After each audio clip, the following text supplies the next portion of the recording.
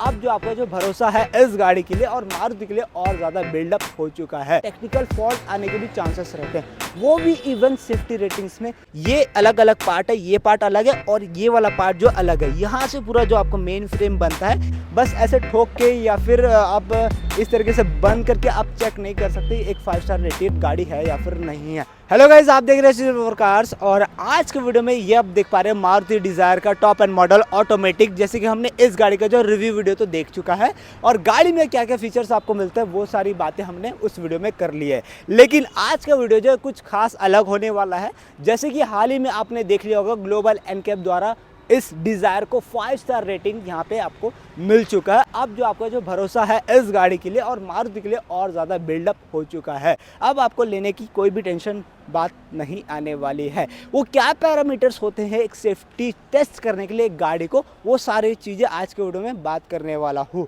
एक गाड़ी जैसे कि आप देख पा रहे हो, पहले जो है मारुति स्विफ्ट वगैरह डिज़ायर वगैरह 3 स्टार रेटिंग के साथ आता था, लेकिन अब के मॉडल्स में जो आपको इस डिज़ायर में 5 स्टार रेटिंग के साथ आपको मिलने वाला है। दो पार्ट में अपन समझते हैं ये गाड़ी को प्रोडक्ट होता है, दो पार्ट में बेसिकली ये बनता है। पहला जो होता है चेसिस, ठीक मेन फ्रेम जिसको बोला जा सकता है। दूसरा जो होते हैं पैनल्स वगैरह, जैसे बोनट हो गया, राइट साइड का फेंडर हो गया, डोर पैनल हो गया, वो सारी चीज़ें यहाँ पे बन के बनता है बॉडी, पूरा ऑल ओवर जिसको बोला जाता है बॉडी। एक एक पैनल का जो पार्ट अलग हो जाता है, जैसे कि आप देख पा रहे हो यहाँ पे हो गया फेंडर अलग हो गया, डोर पैनल हो गया और जैसे रियर में आप जाओगे बूट हो गया। लेकिन जो मैं चेसिस की अगर बात करूँ, जो मेन फ्रेम होता है गाड़ी का, यहाँ पे आपको देखने को मिलेगा। जैसे कि ये आप देख पा रहे हो, ये जो होता है ना पूरा मेन फ्रेम से कनेक्टेड होता है और फ्रंट मेन फ्रेम होता है, साइड फ्रेम मेन फ्रेम होता है और रियर यहाँ पे आपको मेन फ्रेम कंक्लूड करके दिया जाता है। लेकिन जब गाड़ी में इम्पैक्ट आता है, कहाँ पे सबसे पहले आता है? सबसे पहले आउटर शेल पे आता है, फिर इंटीरियर शेल पे आता है। वो सारी चीज़ें अलग अलग पार्ट में आती है।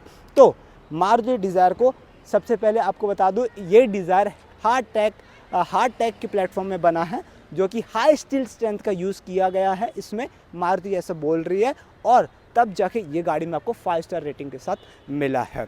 और बात करें एक चीज़ पे नहीं होती, बस बॉडी या फ्रेम पे नहीं होती, बात कर ले इंटीरियर वाइज भी आता है, डैशबोर्ड वगैरह क्या आवाज़ कर रहा है या फिर नहीं कर रहा है, वो सारी चीज़ें भी आती है। और सेफ्टी रेटिंग में यहाँ पे आपको ना मैकेनिकली भी काफ़ी ज़्यादा टेस्ट किया जा सकता है।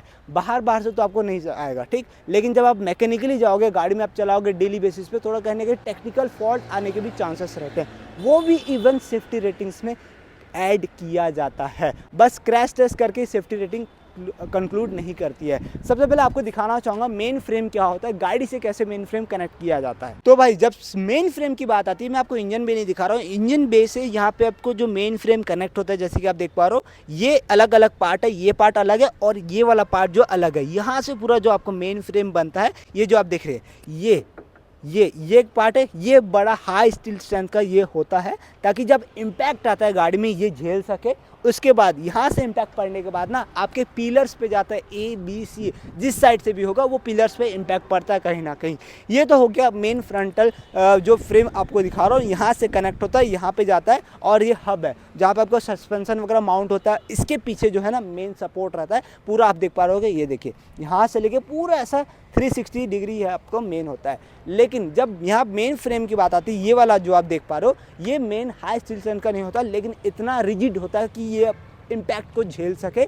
और थोड़ा सा जो पेडेस्ट्रियन एक्सीडेंट होता है, ज़्यादा हाई स्पीड में नहीं होता, नॉर्मल में भी होता है, ज़्यादा इम्पैक्टफुल एक्सीडेंट ना बने, इसलिए ये सारी चीज़ें बम्पर जो हैं इजीली दबती हैं या फिर रिफ्लेक्ट करती, जब आप इसको दबाओगे तो वो सारी चीज़ें इसके जो कैरेक्टरिस्टिक को डिफाइन करता है, ताकि जब आप गाड़ी को जो है ना छोटे मोटे इम्पैक्ट में ना वो इजीली बच जाए। ठीक, ओवरऑल तो ये हमने देख लिया इंजन बे का। अब आपको दिखाता हूँ मेन साइड फ्रेम कैसा होता है। जब एक डोर पैनल्स कनेक्ट रहता है, कौन से मेन फ्रेम से? राइट साइड का मेन फ्रेम और लेफ्ट साइड का मेन फ्रेम दोनों होता है। जब गाड़ी बनती है दोनों साइड का अलग फ्रेम कनेक्ट होता है और रूफ जो है अलग कनेक्ट होता है। ये देखिए, आपको ये दिखाऊंगा। ठीक, सबसे पहले जो यहाँ पे कंक्लूड किया जाता है जॉइंट्स को मुद्देनज़र रखते हुए, यहाँ पे आपका जो जितना बढ़िया जॉइंट होगा, ज़्यादा जॉइंट नहीं होने की वजह से ना बॉडी जो है काफ़ी बढ़िया यहाँ पे आपको मिलता है। और तो और जॉइंट्स कैसे बेटर हुआ नहीं हुआ है, जब एक्सीडेंट होता है काफ़ी ज़्यादा हाई इम्पैक्ट पड़ने की वजह से वो जॉइंट खुल भी सकता है, जिस वजह से कहीं ना कहीं बॉडी पूरा गिर जाएगा वहीं। तो इम्पैक्ट जो है फिर अंदर आपको ज़्यादा देखने को मिलेगा, चोट फिर और भी ज़्यादा आ सकती हैं। तो ये सारी चीज़ें हैं पैरामीटर्स की एक गाड़ी को 5 स्टार रेट गाड़ी को कंक्लूड करने का, सेफ्टी रेटिंग्स को चेक करने का मेन फ्रेम और बॉडी। उसके बाद आता है आप चेक करोगे ऐसे, ये देखिए, उसके बाद चेक करोगे ऐसे थर्ड, ठीक ये। उसके बाद आता है मेन, क्या चेक करोगे आप, पेंट्स वगैरह, काफ़ी ज़्यादा स्क्रैच वगैरह है या फिर नहीं है, कैसे पेंट क्वालिटी आपको मिल रही है, नहीं मिल रही है। एक्सीडेंट होने के बाद भी कहीं ज़्यादा गाड़ी में देखता हूँ पेंट का कुछ भी नहीं होता है एकदम, अनटिल एंड अनलेस गाड़ी रोल ओवर ना हुआ हो या फिर रोड में घिसाया ना हो, तब तक जो है गाड़ी का पेंट काफ़ी ज़्यादा बचे रहता है। ये सारी चीज़ें बातें हैं। तो अब बोलूँगा कि मारुति ने तो भरोसा दिला दिया है ऑल इंडियंस को कि ताकि आप गाड़ी ले पाओ, भरोसे के साथ ले पाओ और अच्छे से चला पाओ।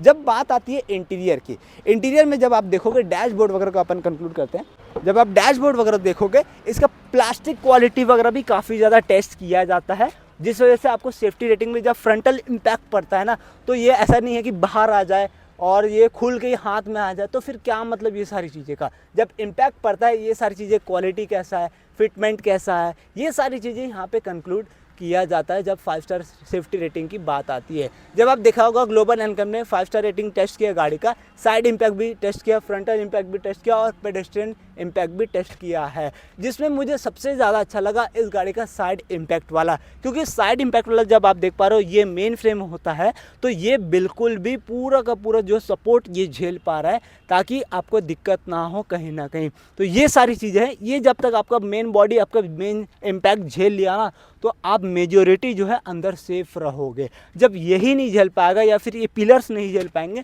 तो तब तक आप सेफ नहीं रह सकते हो। फ्रंट का तो हमने समझ लिया, अब थोड़े से रियर में आ जाते हैं। ये देख पा रहे हो आप क्वार्टर पैनल है, क्वार्टर पैनल भी यहाँ से ये पूरा कनेक्टेड होता है, कहीं भी आपको कट या जॉइंट्स वगैरह यहाँ पे आपको नहीं मिलने वाला है। जॉइंट्स वगैरह जो रहते हैं ना, यहाँ से आपको मिलने वाला है। अगर आपको दिखा सकूँ तो बूट खोलने के बाद दिखाता हूँ, एक सेकंड यार, ये लॉक हो जाता है, लॉक एक सेकंड खोलता हूँ।